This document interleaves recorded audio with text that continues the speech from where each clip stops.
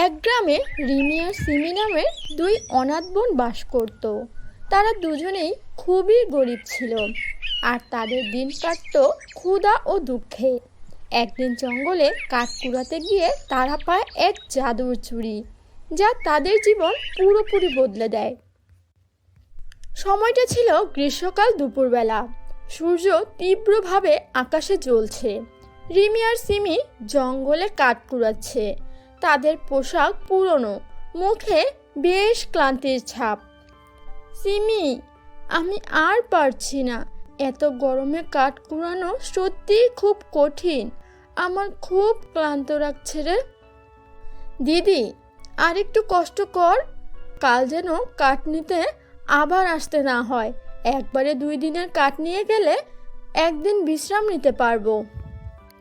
ঠিক আছে, কি আর করার, আমাদের তো এছাড়া কোনো উপায় নাই, আর কিছু করারও নেই। এভাবেই বোধহয় আমাদের বাকিটা জীবন কাটবে। আর এসব ভালো লাগে না। হ্যালো বন্ধুরা, গল্পটি দেখার আগে তোমার নামটা কি সেটা কমেন্টে লিখে জানাও। আর হ্যাঁ, চ্যানেলটিকে সাবস্ক্রাইব করে দিও।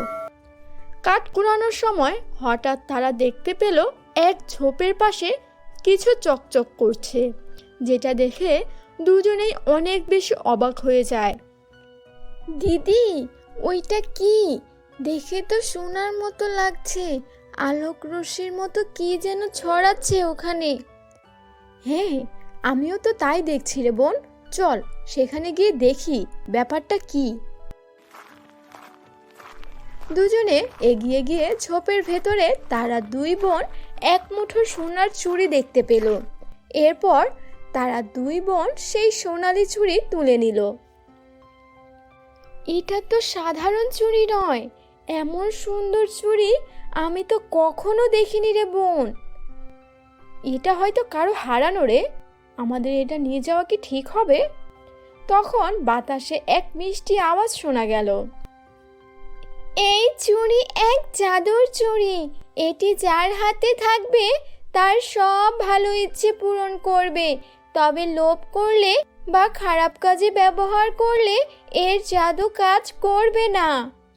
রিমি আর সিমি ভয়ে চমকে গেল।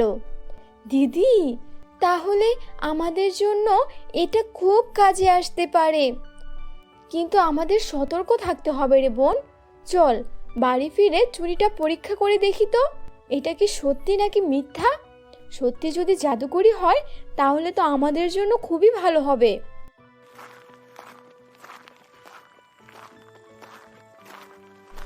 রিমি আর সিমি তাদের ছোট্ট কুঁড়ে ঘরে পৌঁছালো। ঘরটি বেশ নোংরা এবং মাটির দেয়ালে ফাটল রয়েছে। দিদি, চলো দেখি এই চুড়িটা সত্যিই কাজ করে কিনা, এটাকে এখন পরীক্ষা করা যাক। হ্যাঁ, কিন্তু আমরা এমন কিছু চাইবো না যা আমাদের লোভী বানায়, বুঝতে পেরেছিস? সেই হাওয়া থেকে কি কথা ভেসে এসেছে, এটা কিন্তু আমাদের মাথায় রাখতে হবে। রিমি চুড়িটা হাতে নিল। আমাদের জন্য একটু ভালো খাবার এনে দাও, আমাদের খুব ক্ষুধা পেয়েছে, আমরা খুবই ক্লান্ত। তৎক্ষণাৎ ঘরে হাজির হলো নানা রকমের সুস্বাদু খাবার, রুটি, ডাল, মাছ আর মিষ্টি। এসব দেখে তো দুই বোন অনেক বেশি খুশি হয়ে যায়। দিদি, এটা তো সত্যিই জাদুর চুড়ি, আমরা আর কখনো ক্ষুধার্ত থাকবো না এই জাদুর চুড়ির সাহায্যে। কিন্তু আমাদের মনে রাখতে হবে রে বোন, এটার শক্তি ভালো কাজে ব্যবহার করতে হবে। গ্রামের জমিদার ছিলেন অত্যন্ত ধনী, কিন্তু তিনি ছিলেন খুবই লোভী ও নিষ্ঠুর। তিনি কারো সুখ দেখতে পারতেন না। গ্রামের সকলের উপর ভালোই খারাপ ব্যবহার করতেন, কারো ভালো সে সহ্যই করতে পারত না। জমিদার লক্ষ্য করলেন রিমি আর সিমি হঠাৎই ভালো খাবার খাচ্ছে আর নতুন নতুন জামা কাপড় পরে ঘুরে বেড়াচ্ছে। তিনি তাদের দুইজনের ওপর কিছু একটা সন্দেহ করলেন, আর সে বুঝতে পারলেন নিশ্চয়ই ওদের কাছে কিছু গোপন রহস্য আছে। এই নিয়ে জমিদার সাহেব খুবই চিন্তায় পড়ে যায়। ওই গরিব মেয়ে দুটো কিভাবে এত সুখে আছে, ওদের পেছনে নজর রাখো। আমি জানতে চাই এদের এত ভালো থাকার রহস্যটা কি। আমাকে যে করে হোক বের করতে হবে, আর তোমরা সবাই নজরে রাখবে কিন্তু। জমিদারের লোকেরা রিমি আর সিমির উপর নজর রাখতে শুরু করলো। একদিন তারা দেখতে পেল রিমি চুড়িটা হাতে নিয়ে কিছু বলছে।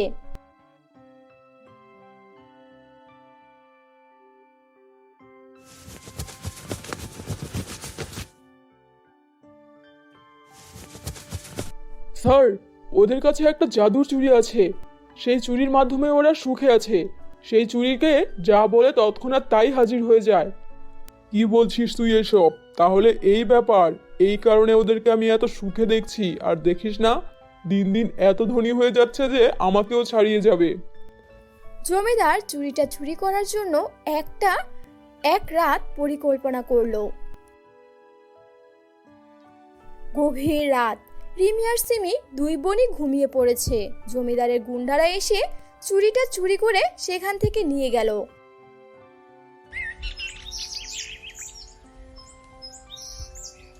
পরদিন সকালে রিমি উঠে চুড়িটা খুঁজে পেল না। সিমি, চুড়িটা নেই। কেউ আমাদের চুড়িটা চুরি করে নিয়েছে। এখন আমরা আবার কষ্টে দিন কাটাতে হবে। আমরা এই চুড়িটা কোথায় পাবো? কে আমাদের সাথে এটা করলো দিদি? আমরা এখন কিভাবে থাকবো? দিদি শোন, কান্না করিস না বোন। আমারও খুব মন খারাপ লাগছে, কিন্তু কি আর করার। শোন, আমার সন্দেহ হচ্ছে জমিদারই এটা করতে পারে। আমাদের জমিদারের বাড়িতে যেতে হবে, বুঝতে পেরেছিস? তাহলেই কিছু একটা জানতে পারবো। রিমি আর সিমি রাতে জমিদারের বাড়িতে গিয়ে জানালার ফাঁক দিয়ে তাকালো। তারা দেখতে পেল জমিদার চুড়িটা হাতে নিয়ে কিছু বলার চেষ্টা করছে। কেন এই চুড়িটা কাজ করছে না? এটা তো কোনো জাদুই দেখাচ্ছে না। কিসের জাদু? ওরাও নিশ্চয়ই আমাকে কোনো মিথ্যে কথা বলেছে। যত সব। রিমি সাহস করে ভেতরে ঢুকে গেল। জমিদার বাবু, এই চুড়ি সৎ ইচ্ছার জন্য কাজ করে। আপনি অন্যায়ভাবে এটা চুরি করেছেন, তাই এটা তার শক্তি হারিয়ে ফেলেছে। জমিদার লজ্জিত হয়ে চুড়িটা তাদেরকে ফেরত দিয়ে দিল। বন্ধুরা, তোমাদের কাছে এমন জাদুর চুড়ি যদি থাকতো, তাহলে তোমরা কিভাবে তা ব্যবহার করতে কমেন্টে লিখে জানাও।